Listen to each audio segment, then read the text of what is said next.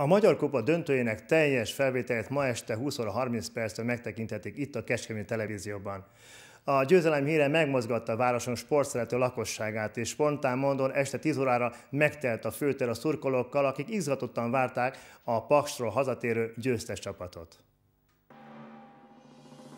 Péntek este 7 óra körül emelhették magasba a Magyar Kupát Pakson a kecskeméti Univer Kft. Játékosai.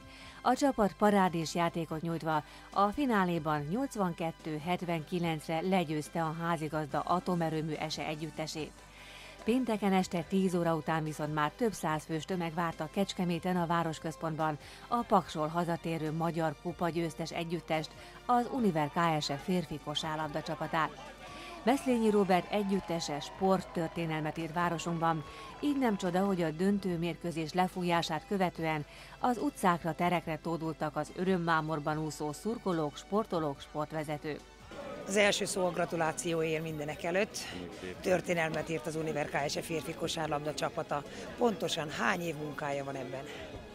Hát 11 évvel ezelőtt kezdtük el, MB2-ben, nagykörösi fiatalokkal, és hát 4. évünk az A csoportban, ugye volt egy 3 év MB1-ben, és úgy gondolom, hogy ez a férfi kosárlabdának az elmúlt 11 évnek a fantasztikus sikere.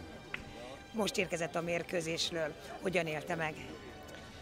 Megmondom őszintén, hogy a 35. percben, amikor 6 ponttal vezetett a Paks, azt mondtam, hogy hát eddig bírtuk.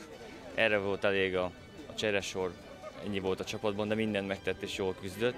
És onnantól kezdve egyszerűen nem is emlékszem, ott eufóriában volt a közönség, az a 200 kecskeméti, aki elkísérte a csapatot, úgyhogy én még ilyen élményben nem volt részem.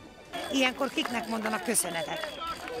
Gondolom, aki a csapat körül van, említeni a csapatnak, a szurkolóknak, azoknak, akik a háttérben dolgoznak, azoknak a szponzoroknak, akik évek óta hittek ebben a klubban, akik összeadják ezt a költségvetést, úgyhogy mindenkinek, aki egy picit is hozzátett. Mit várnak ezek után a bajnokságtól? Én abban bízok, hogy a csapat most egy olyan töltést kap ettől a győzelemtől, hogy sikerül körmenden nyernünk. Én úgy gondolom, nagyon kicsimulott az, hogy nem a 3. vagy a 2. helyen végeztünk az alapszakaszban, egy mérkőzésen múlott ez, vagy akár 3 ponton múlt.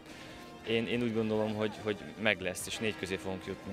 A csapat busza körülbelül este fél 11-kor be is gördült a városháza elé, aztán elszabadult a pokol. A játékosokat másodpercek alatt körbevették a szurkolók, több száz közös kép készült és percekig szólt a Mi vagyunk a bajnokok és a kupagyőztes ritmus. Ezt követően köszönetet mondott Molitoris Károly mindenkinek, aki a siker elérésében segítette a csapatot. A játékosok is köszöntötték a szurkolókat, majd kezdetét vette a hajnalig tartó mulatozás.